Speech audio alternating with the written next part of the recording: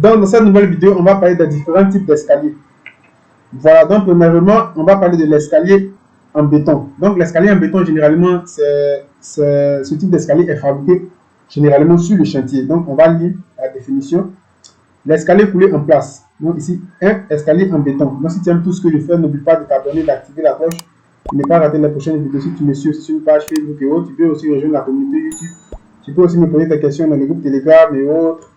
Et aussi, tu peux me suivre aussi sur Instagram. Je suis aussi je suis vraiment actif sur Instagram aussi. Donc, tous ces liens-là, ma seconde chaîne, tous ces liens, tu vas voir cela en description de la vidéo. Voilà. Donc, on dit escalier en béton, escalier coulé en place.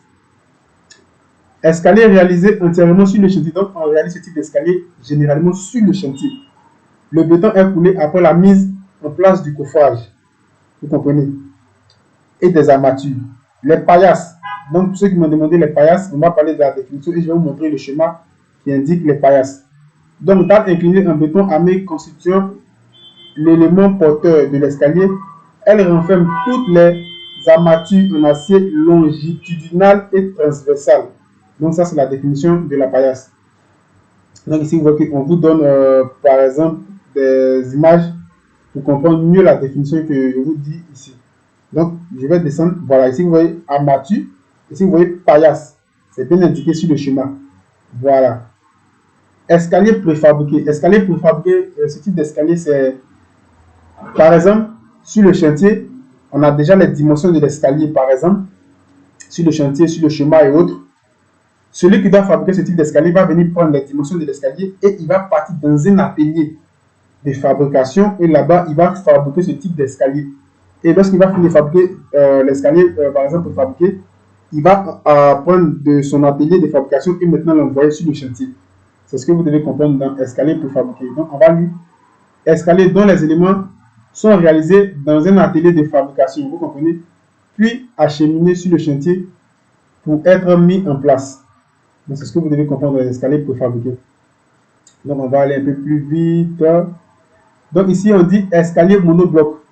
Escalier pour fabriquer en béton armé, constitué d'un seul élément correspondant le plus souvent à une hauteur d'étage.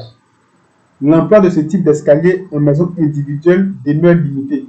Voilà, ce type d'escalier existe et les gens utilisent, mais ce n'est pas facile aussi de voir les gens aussi s'intéresser à ce type d'escalier. Sinon, les gens l'utilisent. Voilà. On va descendre ici. Attendez, je vais voir si on a. Voilà, escalier. Voilà, colimaçon, mais hélicoïdal. Donc, vous voyez le schéma, ce type d'escalier. Je sais que vous avez déjà vu ça. Ce type d'escalier, vous avez vraiment déjà vu ça. Voilà. On va descendre, voilà. 3. On a escalier en bois. L'escalier à la française. L'escalier dont les marches sont soutenues par un ou deux limons. Donc, l'escalier en bois, vous voyez qu'on dit escalier dont les marches sont soutenues par un ou deux limons. Le limon, donc pour tous ceux qui m'ont demandé le limon, on va lire. Le limon, pièce de bois inclinée dans laquelle les extrémités de marche et de contre-marche viennent s'encastrer. Le limon porte également la rampe d'escalier.